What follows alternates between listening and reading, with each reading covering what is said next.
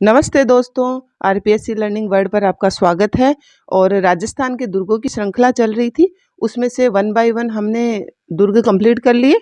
आपको प्लेलिस्ट पे मिल जाएंगे, नहीं डिस्क्रिप्शन बॉक्स में मिल जाएंगे, आप वहाँ से विजिट कर लीजिएगा।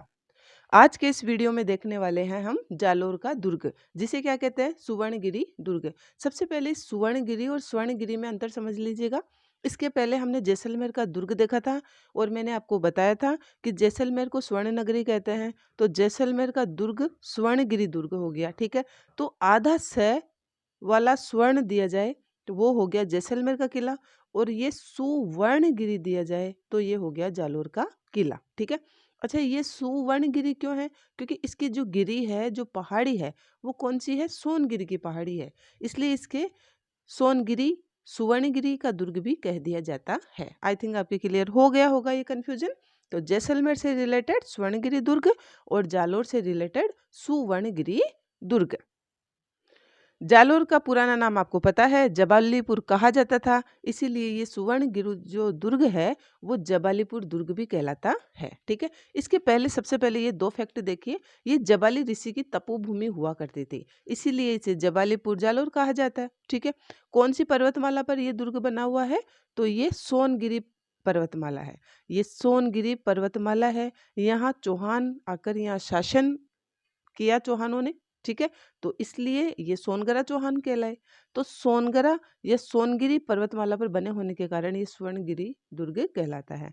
इसका नाम में ही क्लियर हो गया होगा कैसा दुर्ग है ये, गिरी दुर्ग है। ठीक है, गिरी पहाड़ कौन सा है? सोनगिरी। क्लियर। अब देखिए इसके अन्य नाम, ये बहुत इंपॉर्टेंट है।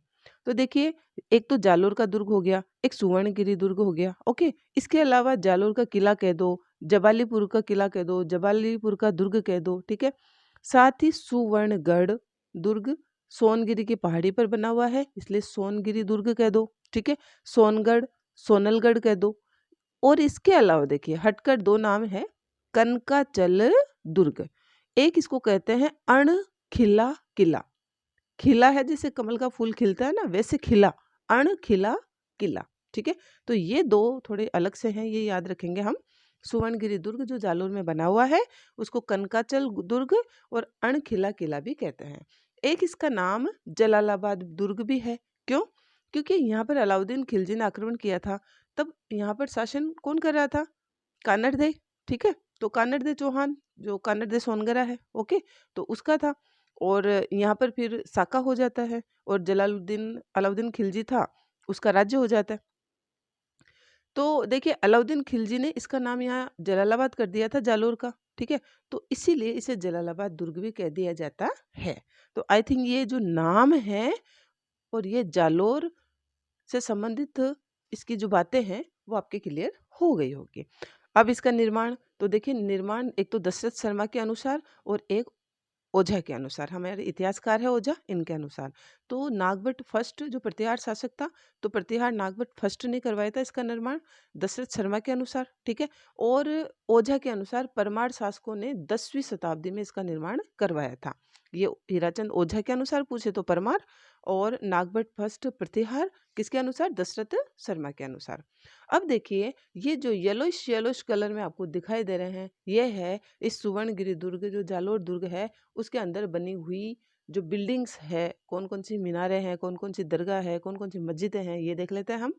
सबसे पहले तो इसमें सुवर्णगिरी जैन मंदिर है। देखिए सुवर्णगिरी, तो ये दुर्ग जालोर का हो गया, तो इसी नाम से यहाँ सुवर्णगिरी जैन मंदिर भी बना हुआ है। ठीक है, इसको कंचनगिरी विहार भी कहा कह दिया जाता है। ये नहीं पूछकर आरपीसी अधिकतर ये पूछ लेती है, कंचनगिरी विहार जो जैन मंदिर है वो कहाँ पर है? वो सुवर्णगिरी दुर्ग के अंदर है। ठीक है, और इस जैन मंदिर है ना ये, इसी में जैन कीर्ति स्तंभ भी बना हुआ है। आपको पता होगा चित्तौड़ के किले में हमने बात की थी कि एक जैन कीर्ति स्तंभ वहां पर भी है और दूसरा यहाँ पर है, तो हम याद रखेंगे चित्तौड़ वाला पहला है और ये दूसरा सुवर्णगिरी दुर्ग जालोर वाला। क्लियर। इसके अलावा खिलजी मीनार है, अलाउद्दीन खिलजी यहाँ आया था। ठीक है, 1311 में, तो और यहाँ पर शासन भी किया था, तो खिलजी मीनार यहाँ उसने बना दी। फिरोजा का मकबरा है, फिरोजा और वीरम के जो प्रेम के किस्से हैं वो बहुत इतिहास में मशहूर भी रहे हैं। ठीक है, और जब राजस्थान हिस्ट्री हम पढ़ रहे थे तो तब यहाँ पर जालोर के जब हमने चौहान पढ़े थे उसमें डिटेल से मैंने चर्चा की थी, आप वो वीडियो देखिएगा। आपके यहाँ से जालोर से रिलेटेड जो शासन है वीरमदेव फिरोजा की जो कहानियाँ वो क्लियर हो जाएगी। तो फिरोजा का मकबरा भी यहीं बनाया गया था, ठीक है, जालोर में। अलाई मस्जिद या तोपखाना मस्जिद, ठीक है। तो ये देखिए अलाई मस्जिद और तोपखाना मस्जिद क्या है? एक्चुअल में संस्कृत कंठाभरण पाठशाला हुआ करती थी। तो ये संस्कृत पाठशाला किसने बनाई थी? परमार शासक भोज ने बनवाई थी। इसको तुड़वाकर मुस्लिम शासकों ने इसको क्या बनवा दी? मस्जिद बनवा दी, संस्कृत पाठशाला की जगह मस्जिद बना दी। और इसका जो नाम है वो तोपखाना मस्जिद रख दिया, ओके। और फिर बाद में जो अलाउद्दीन खिलजी है यहाँ पर अटैक करता है और इसी मस्जिद को क्या नाम दे देता है? अलाई मस्जिद, कुछ निर्माण करवा के अलाई मस्जिद नाम दे देता है। तो सीधा सीधा क्वेश्चन बनता है कि अलाई मस्जिद या तोपखाना मस्जिद कहाँ है? तो सुवर्णगिरी दुर्ग जालोर में है। क्लियर? इसके अलावा देखिए मलिक शाह की दरगाह भी है यहाँ पर, ओके। महाराजा मानसिंह के महल बहुत ही फेमस है, ये क्वेश्चन पुटअप भी हुआ है। जनरली हम सोच लेते हैं कछवा शासक मानसिंह, तो देखिए प्यारे दोस्तों ये कछवा शासक मानसिंह नहीं है, यहाँ मैंने लिख भी दिया है। मारवाड़ का शासक था महाराजा मानसिंह। इनके जो है शरण में नाथ संप्रदाय यहाँ जोधपुर में मारवाड़ में बहुत फला फूला था, वही महाराजा मानसिंह है। इनके जो कृष्ण कुमारी विवाद हुआ था वो मारवाड़ मेवाड़ और जयपुर रियासत के बीच में हुआ था। तो इस चक्कर में यहाँ पर महाराजा मानसिंह को इनके जो बड़े भाई थे उन्होंने यहाँ सुवर्णगिरी दुर्ग में जो है कैद कर दिया था कुछ समय के लिए, ठीक है। इसलिए यहाँ महाराजा मानसिंह के महल के नाम से इनके महल जो विख्यात हो गए। तो ये जनरली ध्यान रखें, महाराजा मानसिंह के महल कहाँ है? सुवर्णगिरी दुर्ग जालोर में, ओके। इसके अलावा जोगमाया का मंदिर है यहाँ पे और एक रानी महल है, 2 मंजिला रानी महल है। क्लियर? परमार काल की कीर्ति स्तंभ यहाँ पर बना हुआ है। एक तो कीर्ति स्तंभ जैन कीर्ति स्तंभ बना हुआ है यहाँ पे और एक परमार कालीन कीर्ति स्तंभ बना हुआ है और राव वीरमदेव की चौकी भी यहाँ है, ठीक है। अब देख लीजिए यहाँ पर एक साका हुआ था, अभी मैंने कहा था कि इसको जलालाबाद नाम कर दिया गया था। कौन आया था? अलाउद्दीन खिलजी। अलाउद्दीन खिलजी यहाँ 1311 में आता है, ठीक है। और यहाँ का शासक था कानरदेव चौहान या कानरदेव सोनगरा।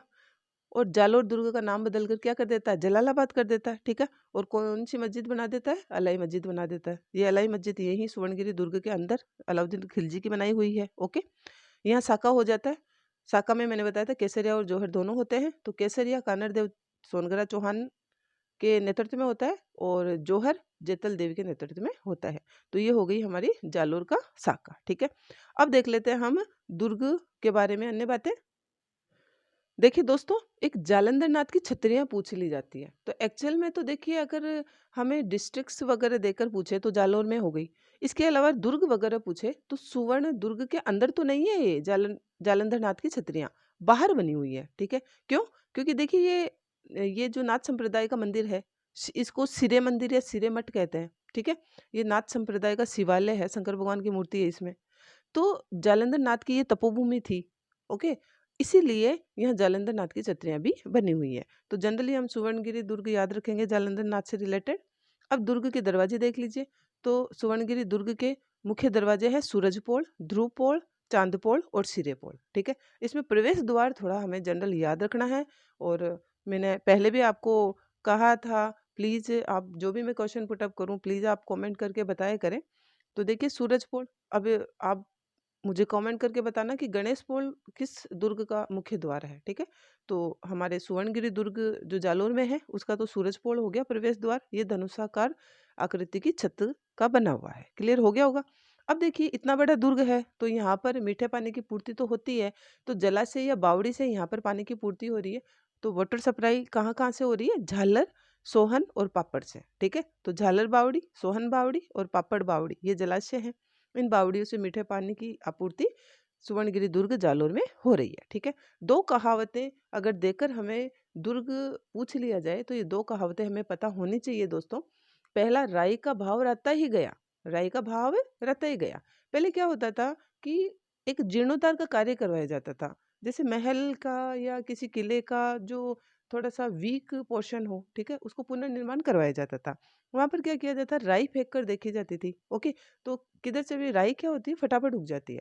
तो अगर राई उग जाती है तो इस बात का पता लगाने के लिए, एक सुरंग का पता लगाने के लिए भी वहां पर जो है राई को चारों तरफ उछाला गया था और राई को बड़े महंगे भाव में लेकर इसमें फेंका गया था।